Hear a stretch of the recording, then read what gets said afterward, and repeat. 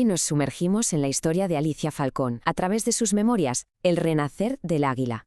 Y os adelanto que no es solo la historia de una mujer, no, es un viaje que, en el fondo, nos habla a todos sobre cómo coger el dolor más hondo y convertirlo en un legado lleno de fuerza.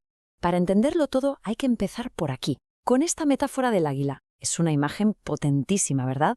La de una ruptura brutal para poder renacer. Y esta idea precisamente es el motor de toda la historia que vamos a ver. Y es que, como le pasa al águila, el viaje de renacimiento de la autora arranca con un momento de quiebre total, un instante en el que todo lo que conocía, todo su mundo, pues se viene abajo. El relato arranca justo en ese momento que lo cambia absolutamente todo. Una puerta que se cierra de golpe y para siempre. Y ella se queda sola, sola con 3 niños pequeños. Este es el punto de partida, el desafío inmenso de tener que sobrevivir y reconstruirlo todo desde la nada más absoluta. Y aquí está el giro. Esto es lo más interesante, porque en estas palabras no hay resignación, ni mucho menos. Hay una elección, una decisión consciente. Es el momento exacto en que una crisis se transforma en una declaración de intenciones. El punto en el que el dolor, de repente, se convierte en un propósito. Esa decisión, claro, fue solo el principio. A partir de ahí empezó un periodo larguísimo y muy difícil de renovación, de aprender a volar con sus propias alas sin tener ni idea de cómo hacerlo, sin mapas ni garantías de ningún tipo. Fijaos, es que esto no pasa de la noche a la mañana.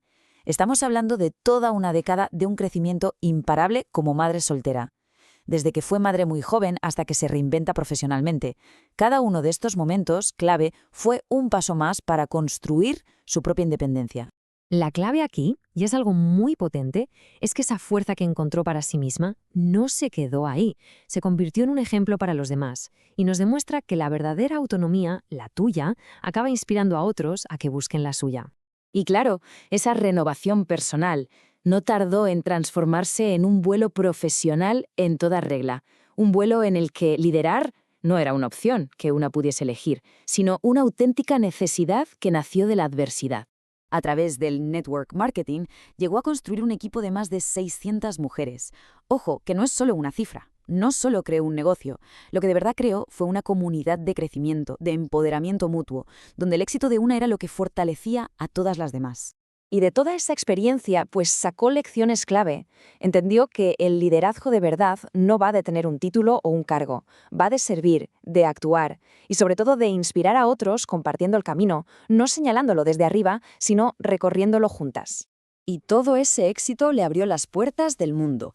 Como veis, sus viajes se repartieron casi por igual entre Europa y las Américas, conociendo sitios como Italia, Argentina o Estados Unidos. Y cada uno de esos viajes se convirtió en una nueva lección de fe, de familia y de autodescubrimiento. Su visión del mundo se hizo mucho más grande. Pero con un éxito tan grande llegó también un desafío enorme. El coste de tanto estrés, de tantas dificultades pasadas, al final se manifestó en su cuerpo, obligándola a empezar otro viaje, esta vez hacia adentro, para sanar las heridas del pasado. Le dieron un diagnóstico médico aterrador, un estómago de hule. Y en lugar de aceptar esa sentencia, decidió rechazarla y buscar su propio camino de sanación holística. Convirtió ese dolor físico en un propósito nuevo, entender y compartir cómo están conectados el cuerpo, las emociones y la salud. Toda esta experiencia le enseñó una lección súper profunda sobre la salud emocional. Y de ahí desarrolló esta práctica, que parece simple, pero es potentísima, para liberar todo ese dolor que se nos queda guardado. La idea es escribir para perdonar a otros y sobre todo para perdonarse a una misma, para soltar ese peso que el cuerpo ya no tiene por qué seguir cargando. En última instancia, si lo miramos con perspectiva, todo el viaje, la ruptura, la renovación, la sanación, tenía un fin último: construir un legado. Un legado basado en lo más importante para ella, la familia. Su legado empieza con su hijo mayor, William. Él, con su integridad, con su fuerza tranquila, le enseñó que el poder de verdad no está en imponerse, sino en inspirar a través del ejemplo, de la coherencia. Después está su segunda hija, Maritxela. Ella le enseñó que el propósito no es algo que se busca ahí fuera, como si fuera un tesoro. Como dice la cita, se revela cuando de verdad crees en lo que llevas dentro, transformando la fe en algo real, en algo tangible. Y finalmente, su hija pequeña, Sociere, le mostró que la forma más pura de liderazgo, la más poderosa, se expresa a través de la ternura, de estar presente, del amor. Esa es la huella que de verdad importa, la que se queda en el corazón de la gente.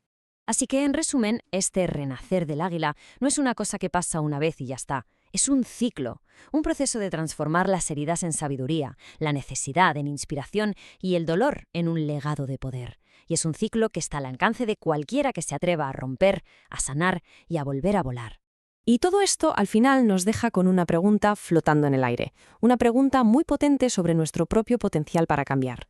¿Qué parte de cada uno de nosotros está ahí esperando su propio renacer?